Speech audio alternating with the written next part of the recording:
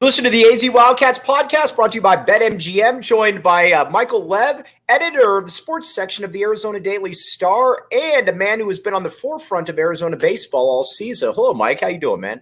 I'm doing all right, Mike. How are you? Not too bad. No, first, you were you were pretty confident about Arizona with the possibility. I'm going to give you a little pat on the back there. What did you see, Mike, that most people didn't? Because again, Arizona got in, and you were pretty confident. Yeah, I wrote that they deserved to make it, and that was based on several things. One, the way that they ended the season. I think they won 7 of their last 9 games. They beat Stanford twice during that span. They beat UC Irvine, which was one of the last 4 teams out of the tournament. That happened on the road, which is always super valuable. They took 2 out of 3 against USC. And then the Pac-12 tournament comes along, and they're the 8th seed. So pretty much everyone they're facing, they're the underdog, right? And they open up with a win over ASU, which was a tournament bubble team. Then they beat Oregon State, which was a team that's going to make the tournament and did. Then they beat Stanford again. The only thing they didn't do up in Scottsdale was win the whole thing, and they came as close as you possibly could. They lost the championship game by 1 run. And so this is a team that is taking advantage of an opportunity that recent Arizona teams haven't had, and that's having a Pac-12 tournament to pad your resume. Right. Now, when you look at this lineup here, this is a pretty impressive lineup that Arizona's had all season. And I mean, obviously it starts with Chase Davis, but there's a lot of different different players there. Does this team have the kind of ability to maybe make a little bit of a run like an Ole Miss made last year, where they were kind of in that same position? Absolutely. They're dangerous, and they're dangerous for a couple reasons. I mean, the main one, as you mentioned, they have a prolific offense. Right. One of the best offenses in the league, the best offense in the Pac-12. Like, they're averaging somewhere around 9 runs a game. Their batting average is well over 300. I mean, there are no easy outs in this lineup 1 through 7. You could make a case that it goes 1 through 9. They can wear out a pitching staff. And, when you get into these, double elimination regionals, they're just the kind of team you don't want to have to go up against. So that's the number one thing. And then, their pitching has not been great all season. It's been kind of the team's Achilles heel. I mean, they hit the ball, they field the ball well, and they haven't pitched well. But if you look at the Pac-12 tournament, they gave up 3 runs against ASU, 4 runs against Stanford in 7 innings, but hey, run rule, game over. And then 5 runs against Oregon. And most of the time this year, if they give up 5 or fewer runs, they are winning. I believe their record in games where they give up 5 or fewer is 20-7. So they don't even need great pitching, Mike. They just need decent pitching, and they can do some damage. And there's got to be a lot of intestinal fortitude on this team as well, because to struggle the way they did for a good percentage of the season and end the way they did, Mike, I mean, that's, especially when you're dealing with young kids right here, and that's a reflection on Chip Hale right there. It just is. Obviously you got some tough-minded kids, but again, I think Chip did a pretty good job righting the ship here this year. I'm so glad you brought that up, because not only did they lose a bunch of games, that they probably shouldn't have during the regular season. I mean, these were gut-wrenching losses. They had 5 walk-off losses. I mean, you could not, I know there's 53, 56, however many regular season baseball games. So you try not to put too much weight on any one over the others, but goodness, you take a 1-0 lead into the bottom of the 9th at Oregon State and lose 2-1. Emilio Corona hits 3 home runs and has 8 RBIs in a Sunday game. You're winning, I think it was 7-2 in that game. Oregon State takes the lead 10-8. They, 8-7. They go back up 10-8, and then they lose in the bottom of the 9th. Walk-off loss at Stanford on Friday night. I mean, they needed a lot of intestinal fortitude to come back from those things and keep fighting, keep trying. And I think, a lot of that goes back to Chip, as you mentioned. He did a great job this year of making sure that they were looking forward, that they weren't, letting the hangover effect impact them too much, and maintaining the belief that they could do this and that they deserve to be in the tournament. What have you seen from Chip his first 2 years on the job? Yeah, it's very different from Jay Johnson. Right. Jay Johnson is a college coach all the way, right? Kind of Mr. College Baseball. It's his entire life. Chip's coming from the major leagues. Okay, so he's got kind of a different resume, a different approach, maybe a little bit different way of dealing with people. The hitting has been about the same. I know a lot of these guys are Jay's guys, but different batting coach, maybe a little bit different approach. The offensive numbers have been about equal. The fielding has been vastly improved. Right. If Jay Johnson had a flaw when he was here, it was probably that they didn't field the ball all that well. They were usually near the bottom of the pack in fielding percentage. Under Chip, they've been near the top. That's not surprising. He was a major league infielder. That's going to be a point of emphasis for him. If you go out early, you can see him hitting grounders. Guys, I've joked that he's probably hit 1 million grounders in his life, maybe more. And then, the pitching, it's been an issue. And I don't know, maybe that's just playing in the desert, maybe that's playing at elevation. But that's been kind of the one issue that neither coach has been able to, fully solve. Jay changed pitching coaches midway through his time here. Remains to be seen if Chip will do that, or how this end of season run impacts that. And then the other piece is recruiting, right? And Jay was a ferocious recruiter, as cutthroat as you could be. I think he fits in well in the SEC in that regard. Recruiting was totally new to Chip. That was something you don't do when you're coaching in the pros, right?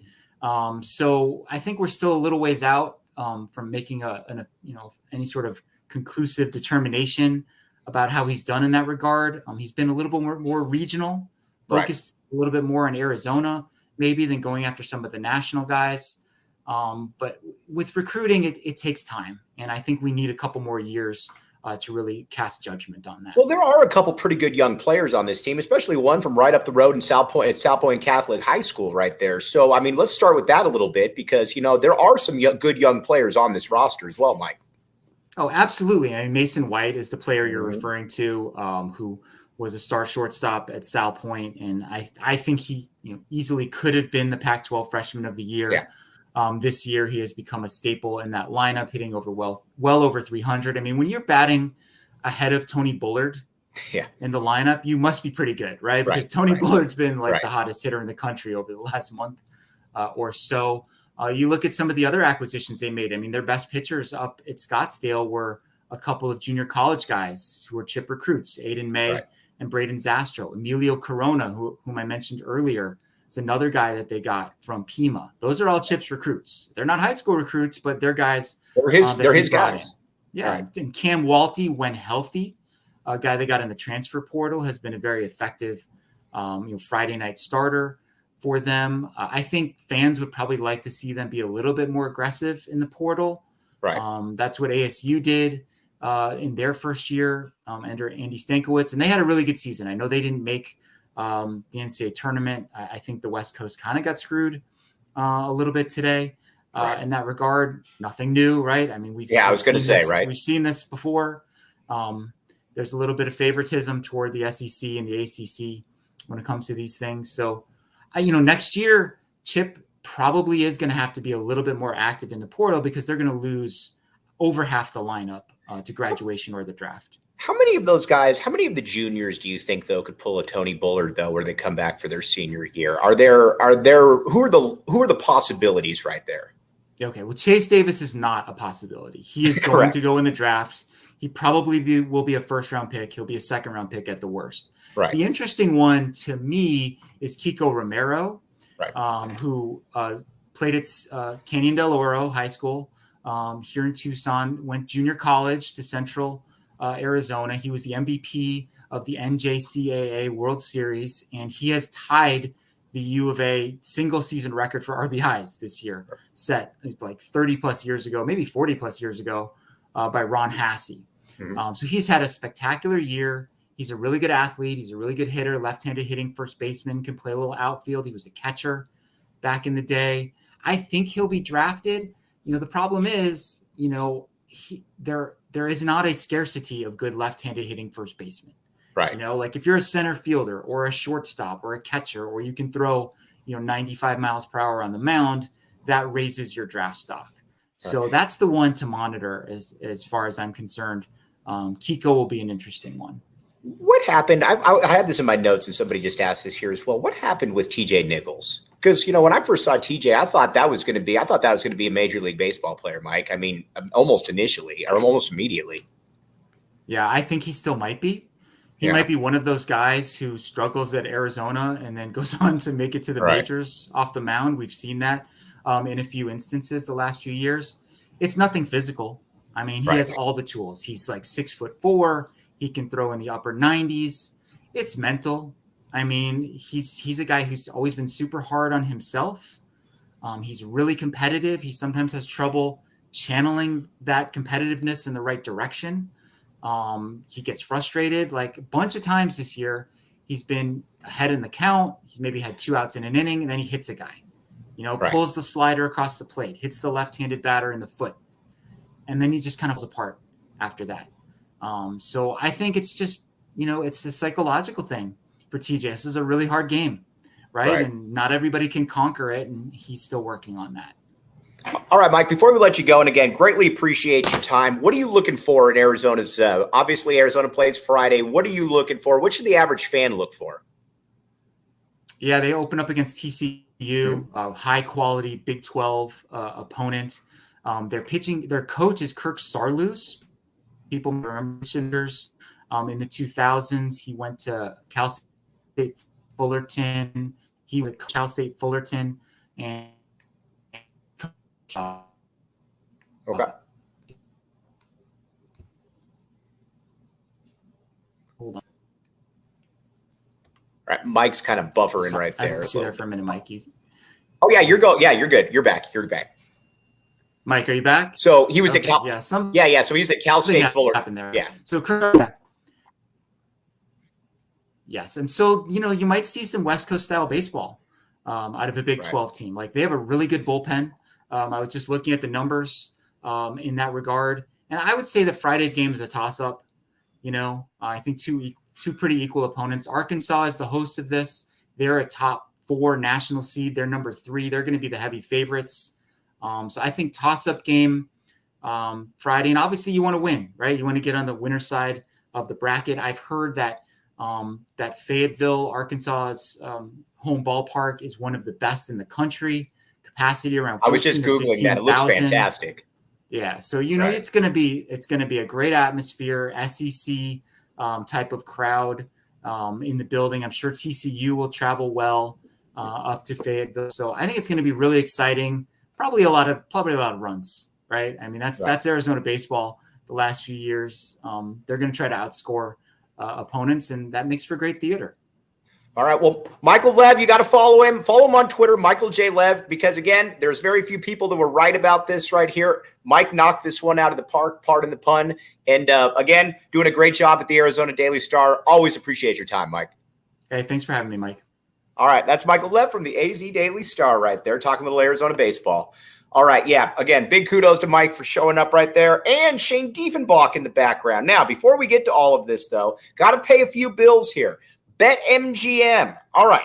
If you haven't signed up for BetMGM yet, use bonus code PHNX. All right. There's a few different offers out there depending on where you live. But for our Arizona audience, you will get up to $100 in bonus bets on your first wager with BetMGM. Again, make sure you use bonus code PHNX and check out all the show notes for details. Again, if you wanted to bet on Arizona baseball and against ASU, don't even know if it was possible, but BetMGM is the place you want to go. Now, let's hear from the great Shane Diefenbach with the disclaimer. Disclaimer, 21 plus to wager. Visit BetMGM.com for terms and conditions. U.S. promotional offers not available in Washington, D.C., Mississippi, Nevada, New York, and Ontario. Gambling problem? Call 1-800-GAMBLER. Colorado, D.C., Illinois, Indiana, Louisiana, Maryland, Mississippi, New Jersey, Ohio, Pennsylvania, Tennessee, Virginia, West Virginia, Wyoming. Call 877-8-HOPE-NY or text HOPE-NY 467-369, New York. Call 1-800-NEXT-STEP, Arizona. 1-800-522-4700, Kansas, Nevada. 1-800-327-5050, Massachusetts. 1-800-BETS-OFF, Iowa. 1-800-270-7117 for confidential help, Michigan. All right, now let's take some of these comments right here. Tina, the great Tina, back the A right there. Bear down is Sheer in the witness protection program after his Cats prediction. He should be, Tony, because it was a terrible prediction. That's why Michael Lev knows more than Sheer. All right, now Derek Pivko, back the A, my guy. Doug Wallen. Love the solid defense this team plays. Great point, because again, always felt like with Jay Johnson's teams, when they did struggle, a lot of them were because kind of self-inflicted wounds, and that's something you really don't want there. But I thought Arizona deserved to get in, and I'm glad they did. Again, the Pac-12 generally gets shorted in these type of situations, so I'm glad they did. I'm also glad that ASU was left out, which they deserve. But Arizona, good work right there. Good work by the selection committee. All right. Now, we're going to keep you up to date all week with Arizona baseball, but we got some Arizona hoops to get to as well right here. But first, you might say, Mike, where have you seen any athletes lately at the University of Arizona around? And I kid you not, I saw one today. I saw a football coach coming out of Circle K, and there's a reason they're coming out of Circle K, because it's around the U of A, and it's pretty much everywhere. So, again, check it out. JD Allred, by the way, appreciate you becoming my 5,400th follower. All right, but with Circle K, all right, here's what you do. Make sure you're not missing out on all this great stuff. Right now, text PHNX to 31310 to join their SMS subscriber club and get a buy one, get one free offer on a 32-ounce Polar Pop. I mean, come on. Anything better than that? Go ahead, check it out. Head to circlek.com/store locator to find Circle K's near you. All right, Caleb Love time right here. Caleb Love's visit went very, very well.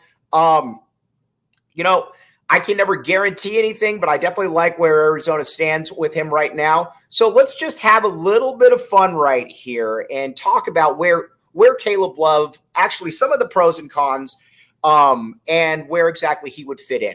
All right. First thing is, there are people that are against bringing in Caleb Love. I am not one of them. I agree with you, Aaron. You are correct. I don't. We'll find out, but you are correct right there. With Caleb Love, though, there's a contingent of people that don't want him because they say that he's a low efficiency shooter.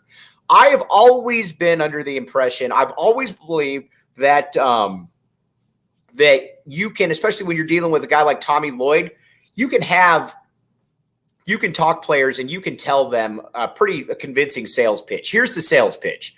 All right, Caleb, you did some great things at North Carolina. You had an awesome Final Four game, a great Sweet 16 game as well. But the efficiency isn't quite there. Here's what you do. It's because it's not about averaging 19, 20, 22 points per game. Pros don't care about that. What they care about is how you get those baskets. And Caleb Love, the pitch from Tommy Lloyd is very simple. What you say is, you can come in here and you will get probably 10, 11 shots per game, but these are going to be good shots within the confines of an offense that has obviously shown that it knows what it's doing right there. You have Boswell. You've got 2 point guards that are going to be in the backcourt. You compete with Pelle Larsson for that that other starting wing spot. We'll get to that one in a second. And as always, whatever I say about Pelle, take it with a grain of salt, because #MyBadPelle, I was wrong on Pelle. But Caleb Love would solve some real issues here, because yes, you think that the guards should be able to get their own shot, but they're also a little bit unproven there. When it comes to Caleb Love, insert joke, but for a fact that he can get his shot. He's done it time and time again on the biggest stage. Now, if it goes in, that's another argument. Totally get that. But last year, how many times did Arizona have a player that could get their own shot at the end of a game? Kerr couldn't get his own shot. Pelle really can't get his own shot. Pelle does a lot of things, but, creating his own shot probably isn't one of those. And Jaden Bradley sounds great on paper for sure, and I think he's going to be very good. But these are also two kind of unproven players in that regard. If you bring in Caleb Love, it's because he's bought in. And there are historical references for what Caleb Love can bring to the table right here for Arizona. And there was one from a rival school that we'll talk about in just a second. But also got to tell you about supporting local. Tap and Bottle. All right. This coming football season, we're going to be right back at the Tap and Bottle watch parties for all the away football games and about 15 of the away basketball games. You can get 4 peaks there as well. Again, check it out. Tap and Bottle, support, go to the north side or downtown. These people, Scott and Rebecca, are literally the salt of the earth. Great people. Check it out. Support local right there. Okay. Now, let's get to some of these comments right here. Pella is all for Caleb. He wants his 6th man award back. I don't have any juice on that one. I can't tell you what Pella Larson's really thinking here. But I am also of the belief that amongst these 4 players, they're all going to play starter minutes. You get Caleb Love. It's going to be Caleb Love, Pella Larson, Kylan Boswell, and Jaden Bradley.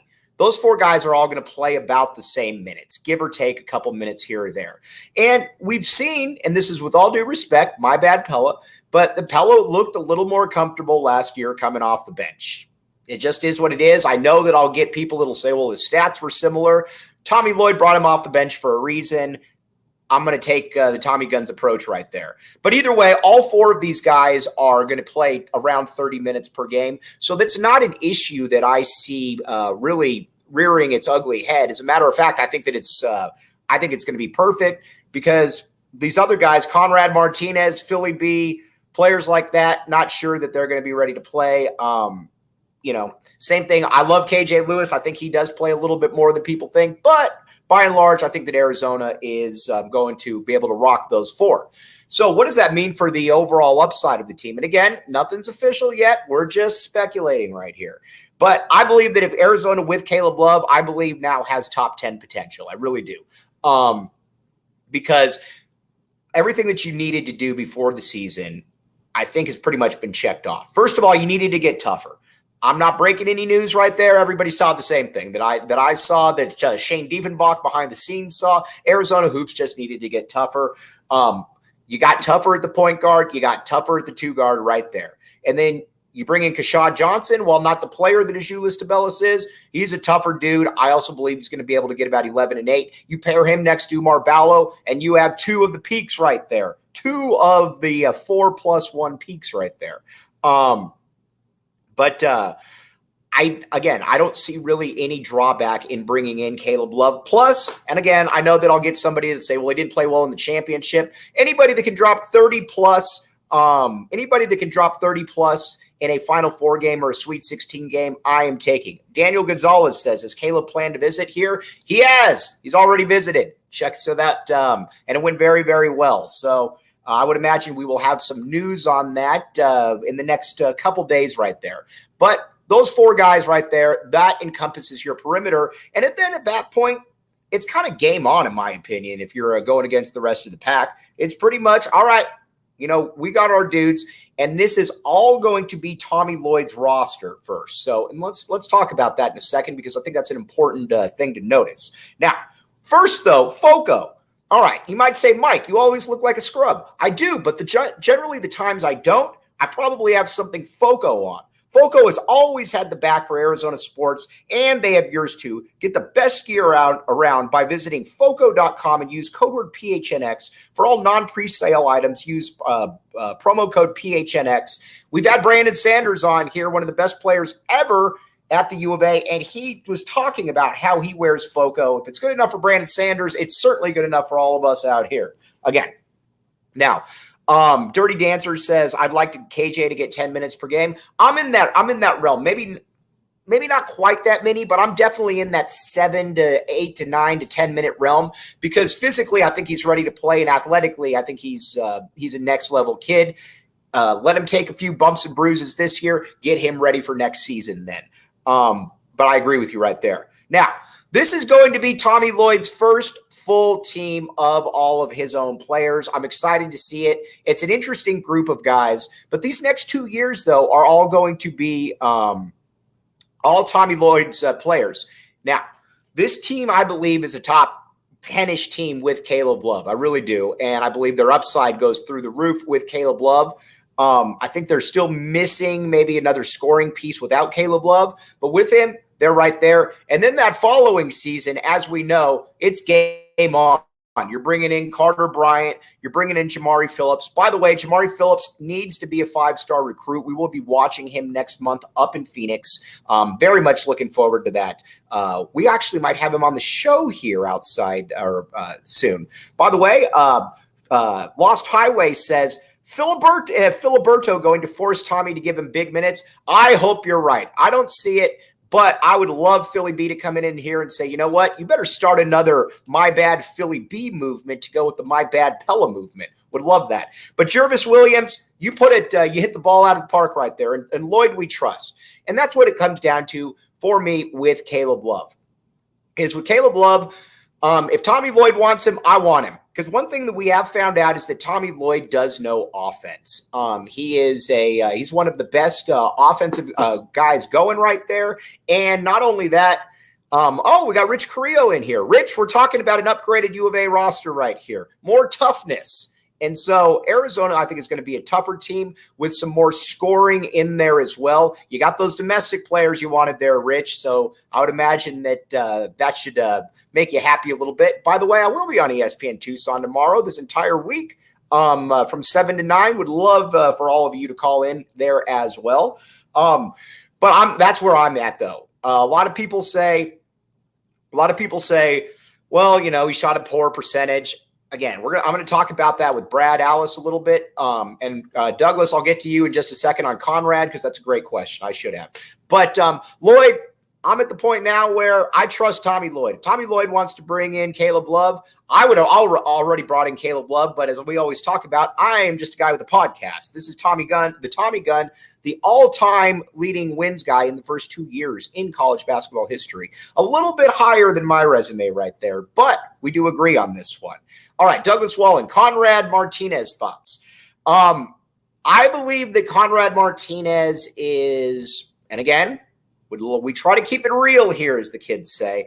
I don't know that I ever really see Conrad Martinez playing real minutes here. But maybe as an upperclassman, he looks to me to be the 12th or 13th guy, really plays hard in practice.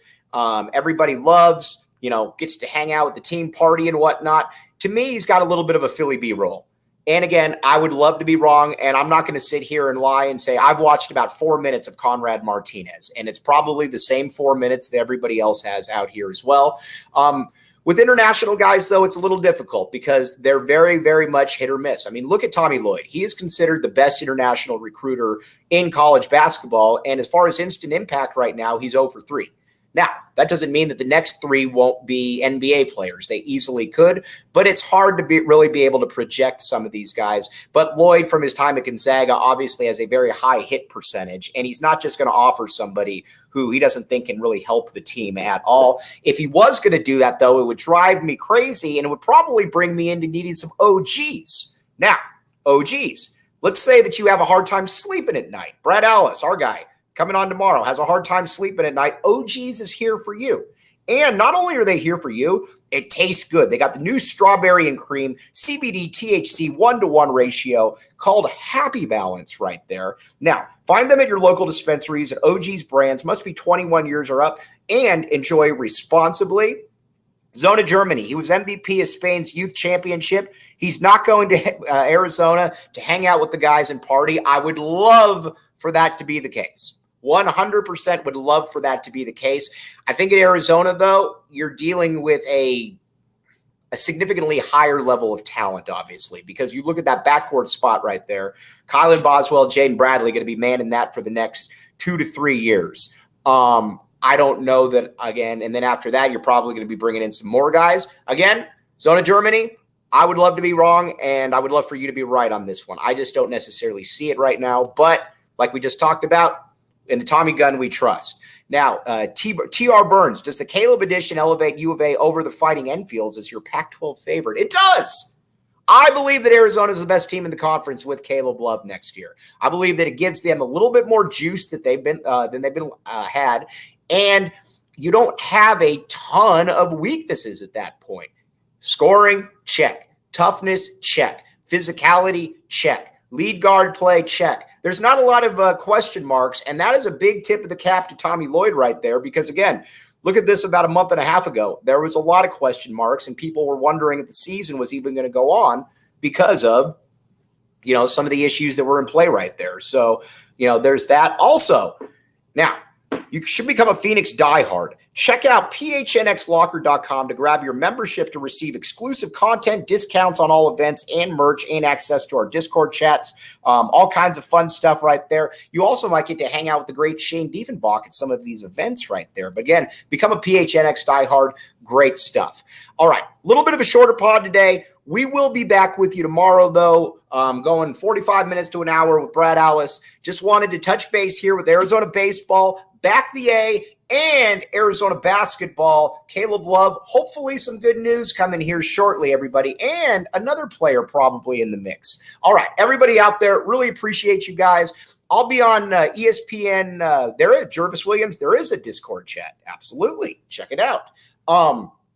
So I'll be back with you tomorrow. Obviously, I'm going to be on ESPN Tucson tomorrow from 7 to 9, filling in for my guy, Justin Spears. Would love to be able to hear from all of you, and we'll be back tomorrow at 12:30 on the live stream. For Shane Diefenbach behind the scenes, I'm Mike Luke. Back the A. Have a great rest of your Memorial Day weekend.